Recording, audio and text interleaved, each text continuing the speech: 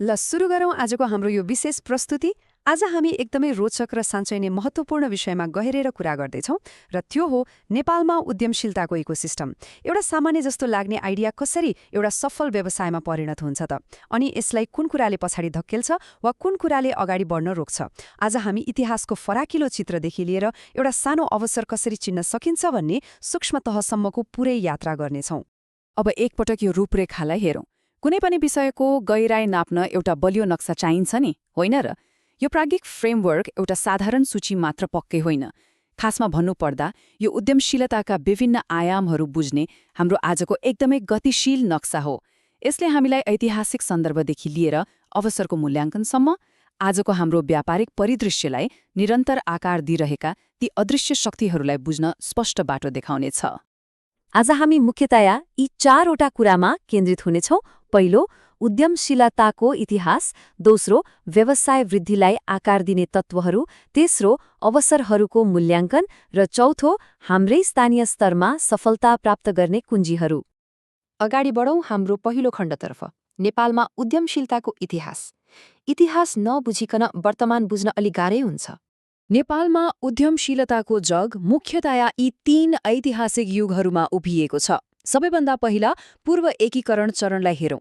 जतिबेला कालीगढी र कृषिमा आधारित हाम्रा स्थानीय परम्परागत सिपहरूले नै सिङ्गो अर्थतन्त्र धानेका थिए। त्यसपछि आयो एकीकरण पछिको चरण, जहाँ राज्य संरचना अलि फराकिलो भएसँगै व्यापारिक नीतिहरूमा एउटा नयाँ र ठूलो आयाम थप्यो। र अन्तरमा योजनाबद्ध विकासको युग। यसले पञ्चवर्षीय योजनाहरू मार्फत एउटा आधुनिक व्यापारिक वातावरण र संस्थागत विकासको सुरुवात गर्यो।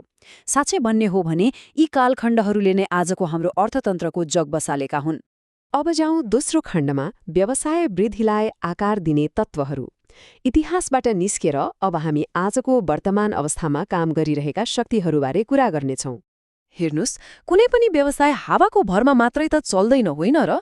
यहाँ उद्यमशील विकासमा प्रभाव पार्ने तत्त्व भन्नाले त्यस्ता प्रणालीगत वा वातावरणीय अवस्थाहरूलाई बुझाउँछ जसले कुनै पनि नयाँ व्यवसायलाई कि त पछाडिबाट धकेल्ने हावा बनेर अगाडि बढाउँछ कि त बाटोको तगारो बनेर रोक्ने काम गर्छ।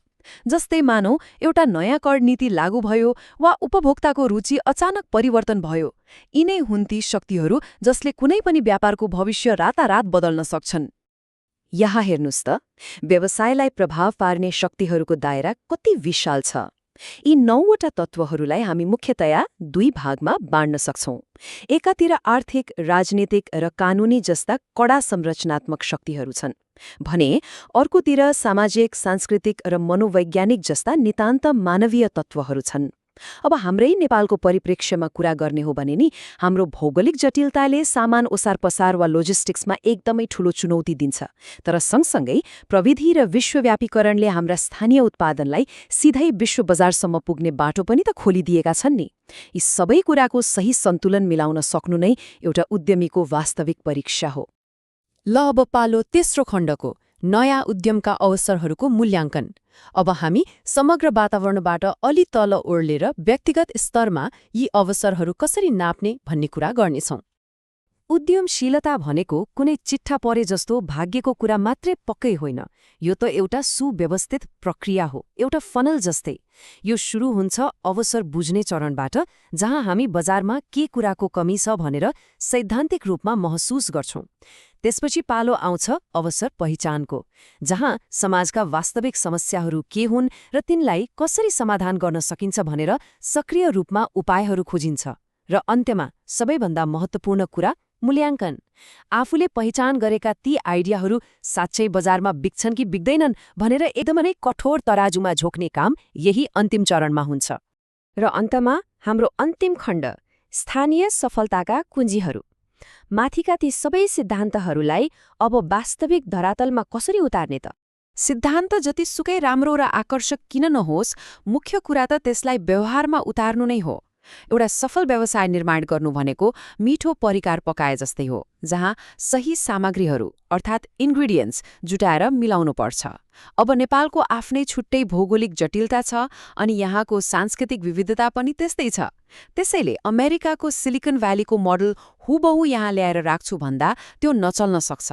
विश्वव्यापी प्रविधिलाई हाम्रो स्थानीय उपभोक्ताको मनोविज्ञान र परम्परासँग टक्क जोड्न सक्नु नै यहाँ सफलता हात पार्ने सबैभन्दा ठूलो कुञ्जी हो। ल हेर्नुहोस्, इतिहासको लामो कालखण्डदेखि लिएर आजको यो एकदमै जटिल आर्थिक र प्राविधिक शक्तिहरूसम्मको मज्जाको यात्रा हामीले गर्यौं। तर यो सम्पूर्ण इकोसिस्टमलाई गहिरिएर हेरिसकेपछि अब एउटा एकदमै गम्भीर प्रश्न उब्जिन्छ। यी सबै शक्तिशाली वातावरणीय शक्तिहरूलाई ध्यानमा राख्दै एउटा नयाँ उद्यमीले नेपालमा अर्को उत्कृष्ट उद्यमशील अवसर कसरी पहिचान गर्न सक्छ त? यो यस्तो प्रश्न हो जसको उत्तरले नै सायद नेपालको आगामी व्यापारिक भविष्यको नक्सा कोर्नेछ। यसबारे पक्कै सोच्नुहोला।